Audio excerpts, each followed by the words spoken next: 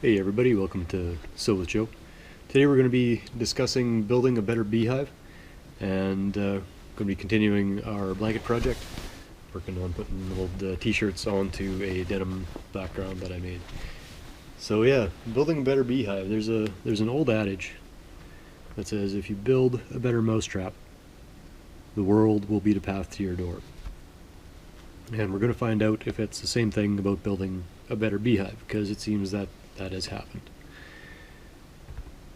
What it is they are smart beehives. Everything's gone smart these days. Now there are smart beehives. And these smart beehives are basically a trailer, a small, square cargo style trailer with what it looks like to be large Lego blocks indenting into the sides, which are actually the beehives. They are made of different colors and are made to keep bees healthy. Basically, the smart hives. Well, let's get the company name here. Very clever company name. Beewise. Beewise, so Beewise. And the modules, the trailers, are called bee homes. Beehome. Bee home. All one word. So Beewise makes bee homes, and they are multi-hive habitats on trailers, as I mentioned earlier. And they are monitored 24/7 for diseases, predators, pesticides that they might be sensitive to, and for pests like mites. They are thermally regulated, so they are temperature controlled to keep especially important over winters. You don't want your bees freezing. They protect against fire to an extent, flooding because they're off the ground. Because traditional beehives, the white boxes are just placed on the ground, and if flooding comes along, they get washed out, and the bees go with them. And all other predator pests like the murder hornets that come around, they apparently have a way of protecting against them. Not quite sure how, but apparently it does. And the big bonus is, again, in winter, apparently there's a way of feeding the bees through lean times to help them survive. So they've thought of everything. It seems. And they've had quite the successes with it. They're monitoring billions of bees,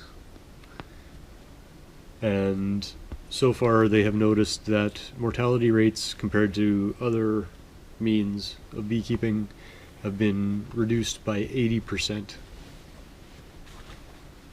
Yield increase noted of about 50%. And it eliminates 90% of the human labor involved with the traditional box hives. So huge leap forward in technology, saving the bees. And the whole thing is run by an app from a central monitoring company, and they are powered by solar panels and batteries.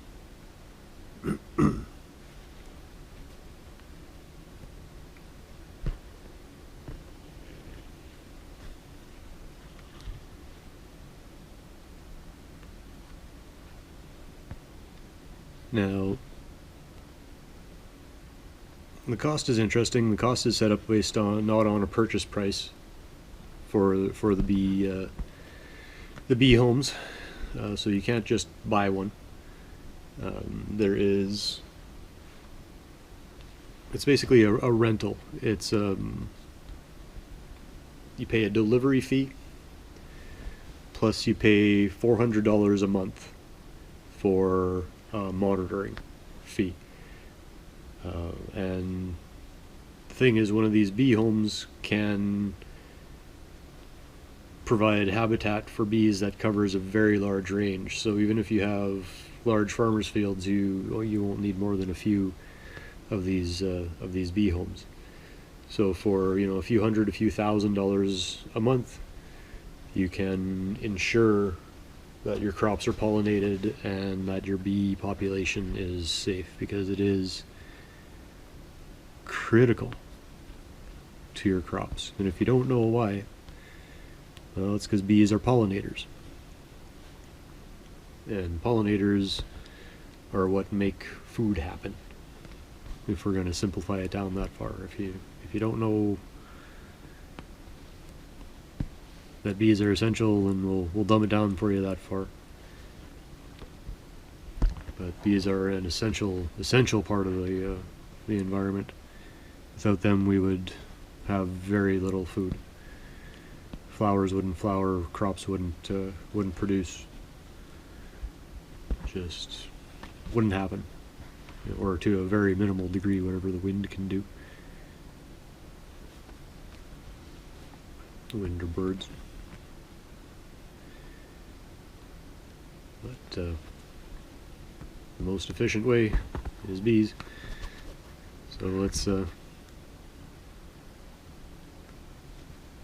I'm sure there are going to be other similar technologies that come along, but this seems to be the first, and the first is usually the most comprehensive and usually the most expensive.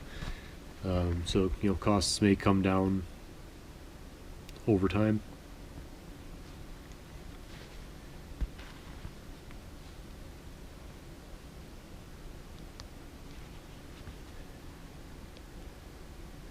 And then you don't have to worry about hiring a beekeeper either. You have this monitoring system. The company monitors everything, and you don't have that extra staff to worry about.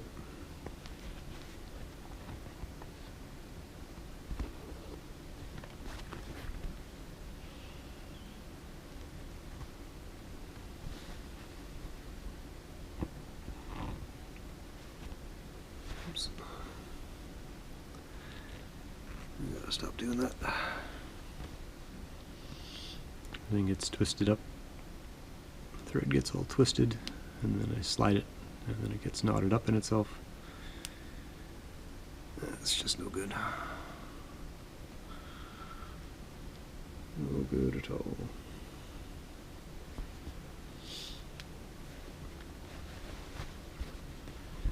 Shall carry on. Stopping doesn't get you anywhere.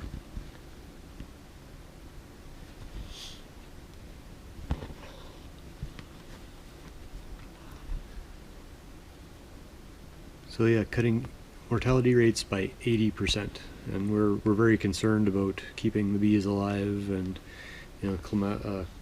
climate change affecting their habitat, and just them affecting their survival.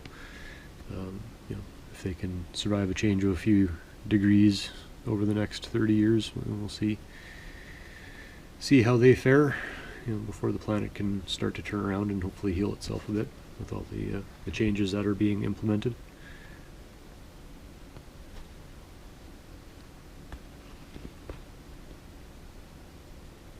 If the world can just get along, maybe someday we'll reach this utopian state that everyone hopes for.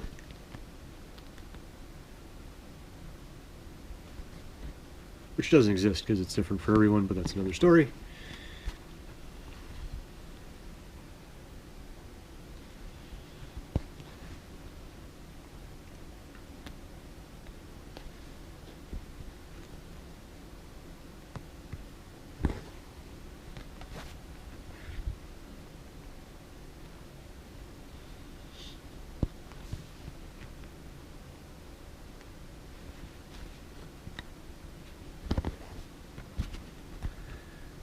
Yeah, I think I've about had